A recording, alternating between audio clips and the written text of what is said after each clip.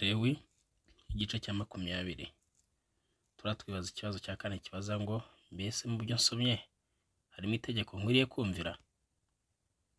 Umurongo wa mbere, Uwiteka abwira Mose ati ongera ubwire Abisirayeli uti nihagira umuntu wo mu Bisirayeli cyangwa mu banyamahanga babasukiyemo uhamoreki uwo mu rubyaro rwe ntakabure kwicwa abo mu gihugu bamwicisha amabuye, nanjye nzahora igitsure cyanjye kuri uwo muntu, mukure mu bwoko bwe muhoye guha Moleki uwo mu rubyaro rwe, akazanduza ahera hanjye, agasuzuguza izina ryanjye ryera. Abo mu gihugu nibirengagiza uwo muntu uha Moleki uwo mu rubyaro rwe ntibamwice, ubwanjye nzahoza igitsure cyanjye kuri uwo muntu no ku muryango we, mukurane mu bwoko bwabo n'abamukurikiza gusambana, basambanisha gusenga Moleki. Kandi umuntu uhindukirira abashitsi n'abapfumu ngo asambanishe kubashikisha no kubaraguza, nzahoza igitsure cyanjye kuri uwo muntu mukure ku bwoko bwe. Nuko nizeye mubabera, kuko ndi Uwiteka Imana yanyu. Kandi mujye mwitondera amategeko yanjye muyumvire, ndi Uwiteka ubeza. Umuntu wese uvuma se cyangwa nyina ntakabure kwicwa, kuko uvumye se cyangwa nyina urubanza rw'amaraso ye niwe ruzahama. Umuntu nasambana n'umugore wundi, usambanye na muka mugenzi we, umusambanyi n'umusambanyikazi ntibakabure kwicwa. Usambana na mukase aba yambitse se ubusa, bombi ntibakabure kwicwa. Urubanza rw'amaraso ye niwe ruzahama. Umuntu nasambana n'umukazana we, bombi ntibakabure kwicwa, bazaba bavanze ibidahuye. Urubanza rw'amaraso ye niwe ruzahama. Umugabo natinga undi, bombi bazaba bakoze ikizira, ntibakabure kwicwa. Urubanza rw'amaraso ye niwe ruzahama. Umuntu narongora umukobwa na nyina, kizaba icyaha gikomeye, azatwikanwe nabo kugira ngo icyaha gikomeye kitaba muri mwe. Umugabo naryamana n'itungo ntakabure kwicwa, iryo tungo naryo muzaryice. Kandi umugore cyangwa umukobwa niyegera itungo ryose akaryamana naryo, uzamwicane naryo. Urubanza rw'amaraso ye niwe ruzahama.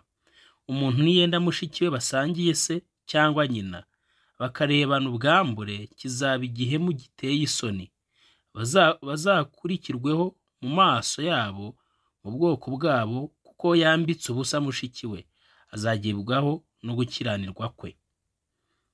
Umuntu naryamana n'umugore uri mu mihango w'abakobwa akamwambika ubusa, azaba yambitse ubusa isoko ye, nawe azaba yiyambitse ubusa isoko y'amaraso ye, bombi bazakurwe mu bwoko bwabo. Kandi ntukambike ubusa nyoko wanyu cyangwa nyogosenge, ukoze atyo azaba yambitse ubusa bene wabo ba bugufi, bazagirwaho no gukiranirwa kwabo. Umuntu naryamana na muka se wabo, azaba yambitse ubusa se wabo, bazagibwaho n'icyaha cyabo, bazapfa ari inshike. Umuntu niyenda muka mwene se, kizaba ari ukwiyanduza, azaba yambitse ubusa mwene se, bazaba inshike. Nuko mujye mwitondera amategeko yanjye yose n'amateka yanjye yose mubyumvire, kugira ngo igihugu mbajyana guturamo kitazabaruka. Ntimuzakurikize imihango y'ishyanga nzirukana imbere yanyu, kuko ibyo byose babikoraga bigatuma mbanga urunuka. Ariko nabwiye mwebwe nti nimwe muzahabwa igihugu cyaboho gakondo, nzakibaha kugihindura igihugu cy'amata n'ubuki. Ndi Uwiteka Imana yanyu yabatandukanirije n'andi mahanga.